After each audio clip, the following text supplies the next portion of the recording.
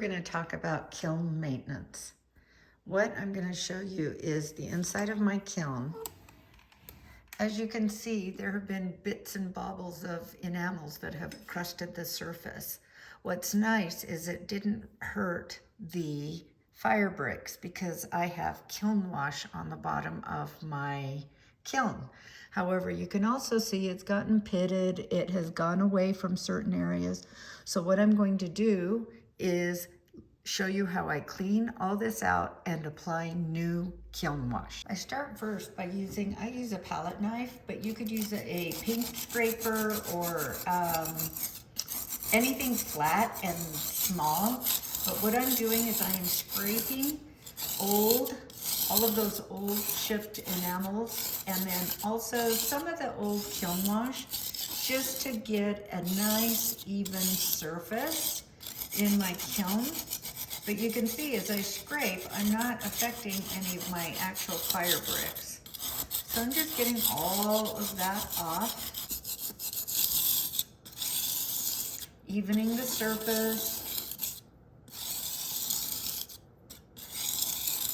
And then I'm going to get a trash can. You can see I have a little more here. I'm going to get a trash can to collect all of this.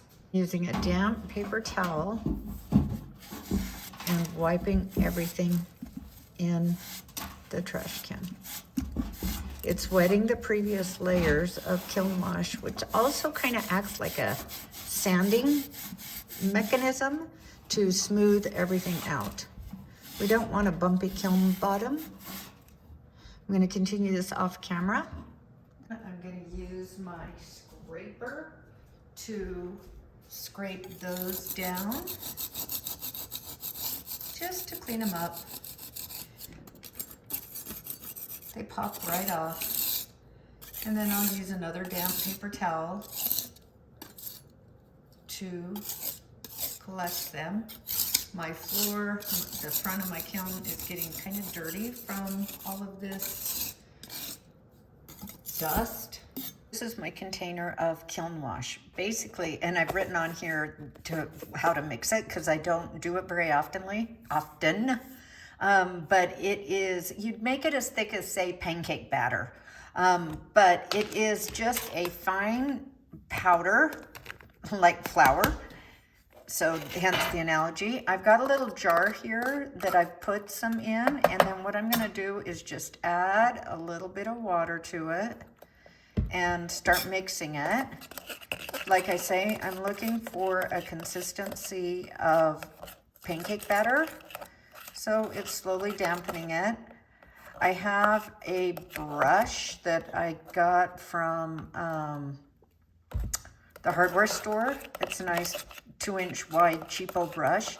You don't need anything fancy. You could even apply it with your palette knife if you want, or your scraper. This is still a little thick.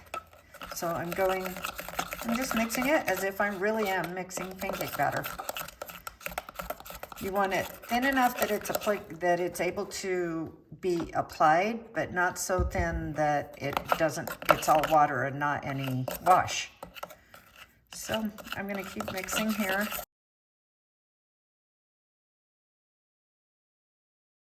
I tend to mix less probably than more, and then remake more if I need it. I got my kiln wash when I bought my kiln, and I've easily had my kiln for, I'd say, close to 25 years. So you don't need a lot.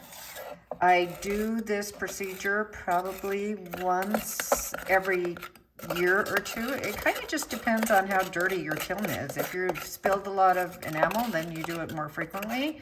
If you don't spill and your floor stays pristine, then you don't have to do this very often, because it stays on unless you're scraping it off and or unless enamel has stuck to it.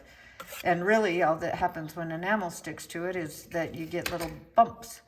So I'd say this is pretty, that might be a little bit runny, but I think I'm pretty good. So maybe like, let's say heavy cream rather than pancake batter. Now you just basically take your brush, dip it in this mixture, and paint it on. You can tell where you've been because the color will be different. And completely coat the bottom of your kiln. Don't do the sides, it's not necessary. Make sure you're avoiding your little thermometer gauge thingy that sticks in there, and just apply it. And like I say, you can use these cheapo brushes that you get from the hardware store. They don't need to be anything fancy, because all I'm doing is applying the wash. It is not permanently affixed until you warm your kiln up. And you don't have to do it today or the day you put the wash in, but the next time, as soon as you fire your kiln up, it will automatically bake onto the surface, and then you'll be good to go. Here's what it looks like all done. So when I bake or turn on the kiln for the first time, it's going to turn a pale pink, but right now it's kind of that beigey grayish. And as a bonus, for those of you who have followed my channel, you probably have seen me using this little fiber board or this marinate board. I use it when I'm firing big pieces, flat pieces, and soon I'll be showing you how to fire tubes. But it's the same thing. My kiln wash has worn off, chipped off, got scraped off, whatever. This is also the little board I use to flash my fine silver when I am preparing it for cloisonne. But putting kiln wash on this, once again, just protects the board. It just kind of keeps everything nice and neat. So I'll lean it against something so both sides can dry, and we'll call it a day. I hope you found this useful. I will be adding more videos like this to my channel, so please like and subscribe. One quick note, use a paper towel to clean out the container. I don't think you want this stuff going down your drain. I believe it's a clay of some sort. So use a paper towel, clean out your container, rinse it, clean out your container again with a paper towel, just so you're not putting any of this stuff down the drain.